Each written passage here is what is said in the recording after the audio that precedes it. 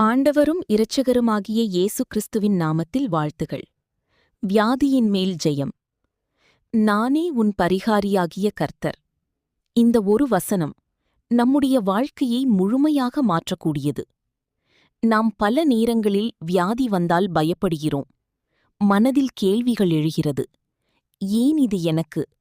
தேவன் என்னை மறந்துவிட்டாரா? ஆனால் இன்று தேவன் உங்களிடம் சொல்கிறார், நானே உன் பரிகாரி. அவர் வெறும் குணமாக்குபவர் அல்ல. அவர் உங்கள் சுகம், உங்கள் ஆதாரம், உங்கள் வாழ்வு. இயேசு இந்த பூமியில் நடந்தபோது ஒரு நாளும் வியாதி அவரை கட்டுப்படுத்தவில்லை. குஷ்டரோகியை கண்டபோது அவர் தள்ளி போகவில்லை. அவர் அருகே சென்றார். தன் கையை நீட்டினார். அவரை தொட்டார்.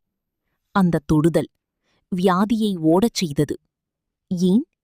ஏனெனில் சுகம் அவரிடமிருந்து வெளியேறியது. வேதாகமம் சொல்லுகிறது, அவர் நம்முடைய நோய்களை சுமந்தார். சிலுவையில் இயேசு பாவத்தை மட்டுமல்ல, நம்முடைய வலிகளையும் சுமந்தார். நீங்கள் இன்று அனுபவிக்கும் அந்த வேதனை அவருக்கு தெரியும்.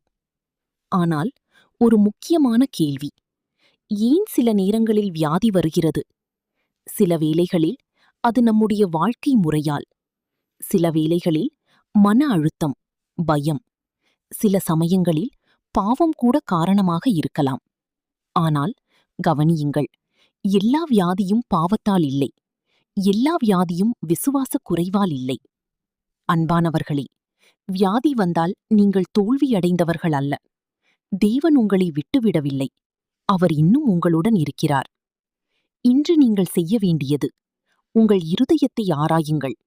மறைந்திருக்கும் பாரங்களை தேவனிடம் கொடுங்கள். மன்னிக்க வேண்டியவர்களை மன்னியுங்கள். உங்கள் உள்ளத்தை சுத்தமாக்குங்கள். தேவனின் வாக்குத்தத்தத்தை பற்றிக் கொள்ளுங்கள். நீங்கள் இப்போது வியாதியோடு போராடிக் கொண்டிருக்கிறீர்களா? இந்த வார்த்தையை கேளுங்கள். நானே உன் பரிகாரி. அவர் உங்களை குணமாக்க முடியும். அவர் உங்களை தாங்கவும் முடியும். சுகம் உடனே வரலாம், அல்லது கிருபை உங்களை தாங்கலாம். ஆனால் இரண்டிலும் தேவன் உங்களோடு இருக்கிறார். இப்போது நாம் சேர்ந்து ஜெபிப்போம். ஜெபம். கர்த்தாவே, நீர் என் பரிகாரி. என் உடலும் என் மனமும் உம்முடைய கைகளில் இருக்கிறது. என் வாழ்க்கையில் உம்முடைய சித்தம் நிறைவேறட்டும். சுகமோ கிருபையோ எதுவாக இருந்தாலும் நான் உம்மில் நம்பிக்கை வைக்கிறேன். இயேசுவின் நாமத்தில் ஜெபிக்கிறேன். ஆமீன். தேவன் உங்களை ஆசீர்வதிப்பாராக.